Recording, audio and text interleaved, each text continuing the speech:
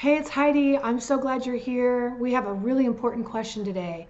If you're in a relationship with an addict or an alcoholic and you're wondering, will sobriety fix this relationship? Can sobriety solve all of our relationship issues? You are in the right place because we're going to riff on that question today and get you some clarity and insight that you need to make an educated decision about how you're going to move through this relationship and navigate your way through this terrible rocky terrain. You know how it is. If you're in a relationship with an addict or an alcoholic, it feels like it steals your common sense. You can know one thing, but then as soon as you have this addiction in front of you, it's like everything you know you forget. And you feel like you're in a war without weapons. You're anxious, you're frustrated, you're scared, you're terrified, you're numb, and everything in between. I know it is extremely tough learning how to navigate this, and so that's what we're here for. If you're new here, I just want to take a minute and say welcome home. Our aim here on this channel with the work that we do is to equip you and empower you with the tools and resources that you need to understand how to navigate addiction, codependency, and toxic relationship recovery so that we can really break toxic cycles of dysfunction for good. That's our end game here. That's the whole reason we wake up in the morning, is to help transform lives one person at a time, one family at a time. So you're in the right place. Now, this question can be really tricky, right? You're either in one of two camps, I find, either in the yes camp or the no camp. And the yes camp is, well, yeah, addiction is the whole reason we're in this position. If they get into recovery, our whole lives are going to change. Everything's going to be different. I'm going to have the dad I always wanted, the partner I always needed, the child I always dreamt was possible. Or you're in the hell no camp. Like, there's way too much water under the bridge. Nothing's going to get rectified here. That's just the bare minimum sobriety. So good luck. Or you fall somewhere in between. You're like, I don't know. I don't know if sobriety can fix this. And that's likely why you're here. So I'm going to talk to you about a couple different examples of people that I know, that I've worked with in my own life, and some of the things that have been said to me along the way. And if I can impart some wisdom with you or share something that helps you see something in a different way, or maybe hear something a little bit different that ignites in you a little bit more understanding, compassion for yourself or for the people you're dealing with, or helps you really have more direction, and what to do next or where to go next, my work here will be done today. All right, so that's the goal. One time I was inside of my family program, and I'm noticing that when I'm talking, it's a little off with what I'm saying. I can see that, and that's okay. We're going to rock and roll anyway. I have to tell you, I'm committed to making these videos every single week, and you know that if you come back here. Today in my office, which happens to be partially not outside, but it's the roof is like a tin roof, and I always wanted one until I had one, because the rain, although I love that, is super loud. So you might hear that in the background. It's another reason I had to move inside today. And this computer I stopped using because of this very issue. I don't care today. It's more important that I give you the information, that my lips be in sync with what I'm saying. Okay, so here we go. I was running the family program, and this one guy said to me, you know what? I'll just be so grateful when my son gets into treatment, because I know that inside of him is this kid with so much potential, but he is so lazy. And the weed just makes him not care about anything at all. And I know that when he gets into recovery, he's going to live into his fullest potential. He's going to be motivated. He's going to want to get behind the company and take over where I've left off and get involved in his own life. That's all I've ever wanted for him, was to participate in his own life and the dreams that I have for him, that he could actually get on board with it. And I know that once you get the weed out of the picture, he's going to be unstoppable. Now, I know for sure from working with that kid, who was actually 26, that kid was just as unmotivated as ever, sober, without the drugs and alcohol in his system. And he was smoking weed to quiet the voices around him of judgment that was saying that he needed to live into some version of some potential that he just wasn't ever prepared to do. Okay, so I think one of the issues when we ask the question, will recovery or sobriety fix my relationship issues? Do you mean fix the relationship issues, or do you mean fix the person? Because sobriety doesn't fix people that way to morph and bend them into the version of themselves that you want them to be. They just become a little more of who they truly are. And that may or may not be motivated. That may be lazy as hell. Okay, that might be that kid's true nature. So the first thing we have to understand is the issues. What issues are you expecting sobriety to fix when it comes to the relationship issues? All right. I had another woman in the family program, and her husband had been sober for a while, and she was learning how to rework her way into this relationship again. And that's, again, our fall semester is here coming up soon, and we focus our fall semester on addiction in the family. When you join Life School, you have access to our revolutionary world-class family program at your fingertips. You can watch any module you want. Plus, you also have another opportunity to have codependency coaching and coaching in a semi-private group setting from me once a week. Okay, so it's a pretty amazing program.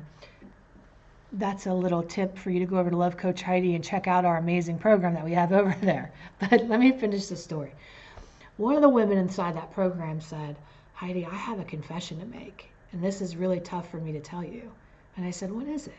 And she said, I liked him better drunk. And everybody around, some people were shocked by that. You know, we do it in Zooms. You could see everybody's faces. Some people were like, visibly like, oh, geez. Other people were really judgmental, like, you know, and some people were like, you know, nodding along. And again, everybody's experience is very unique, but I can say for her, when I asked her a little bit more, I said, well, tell me what you preferred about him. And she said, well, he's angrier. He's more upset. He's like more frustrated than ever. He's more shut down than ever. You know, when he was drunk, he was a little bit more easygoing. I mean, he was obnoxious and annoying, but he was a lot less angry. And here's what you need to know. When your loved one gets sober, we expect them to be this shiny, brand new person of who they are. But sobriety is difficult for them because when they first get sober, they were medicating something underneath of why they were drinking in the first place. And it turns out for him, he had a lot of deep-seated anger and resentments and a lot of things that he was dealing with. And when he got sober, those things just surfaced. So we think that drugs and alcohol are the problem. If you just take away the drugs and alcohol, everything is going to be great, right? Sobriety equals success. But the truth is, the drugs and alcohol were medicating the problem. And when they get sober, the problems become apparent, even more apparent. I remember for me even, when my dad first decided to try to get sober, the very first time he ever went to treatment, and I was really just mystified, just like, oh my gosh. And I had these visions. I was riding that unicorn, pink cloud, rainbow in the sky, thinking, I'm going to have the dad I always wanted. He's going to see me for the first time. We're going to connect in ways we have never connected. I mean, holy moment, I'm going to have a dad, a real connection. And I got so excited. And when he came out of treatment, I just remember looking at him thinking, oh my God, he's so awkward.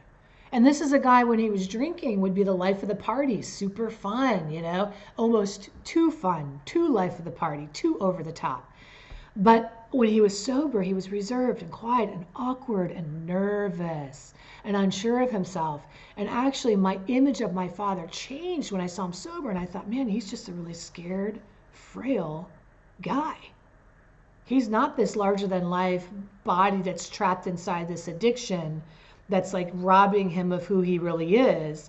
He really is a scared, anxious person that drinks and gives himself permission to be bigger than he feels he can be. I really had it backwards. I know that sounds maybe kind of strange, but some of you it doesn't. You're like, yeah, I get that. So what I want you to look at when you think, will sobriety fix our relationship issues? I want you to think, what am I expecting it to fix? What issues? What in this person am I expecting it to fit? And understand one thing. Sobriety gives people the opportunity to fix their lives. Sobriety gives people the opportunity to fix what's not working in their lives. Sobriety does not fix their lives.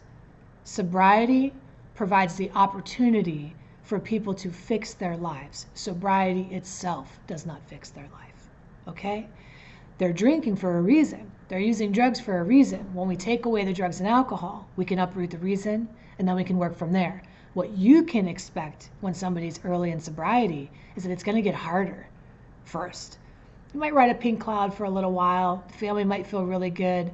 But once you settle back into reality and everything is kind of not so new and fresh, you're going to understand that the problems are there. And you're going to have to get to work on those. Now, again, that's why we provide the resources and tools that we do.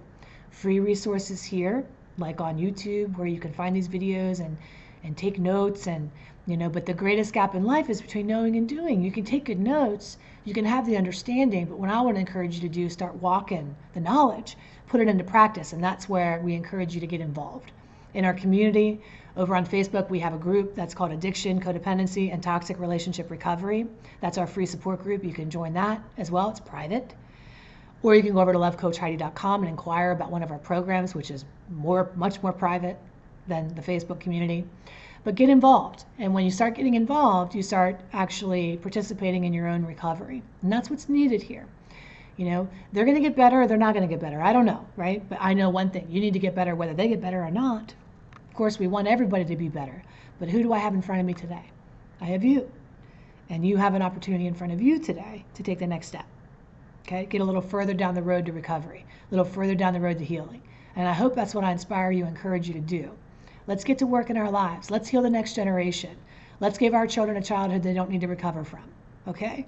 Let's work together to end the toxic, dysfunctional cycles for good. Can I get an amen? Hallelujah? All right. I love you. Thanks for putting up with a little bit off track, but I believe this information has been worth it. And I'll see you real soon in another video. Take excellent care. Like and make a comment. Lord knows in the YouTube world, it's a sea of people. I'm just hoping the people that need to find. I'm trusting that is going to be the process. But you know how you help me? You leave a comment or a like, and it helps us help more people because it helps more people find the video. All right? I love you. Take good care. See you real soon. Bye.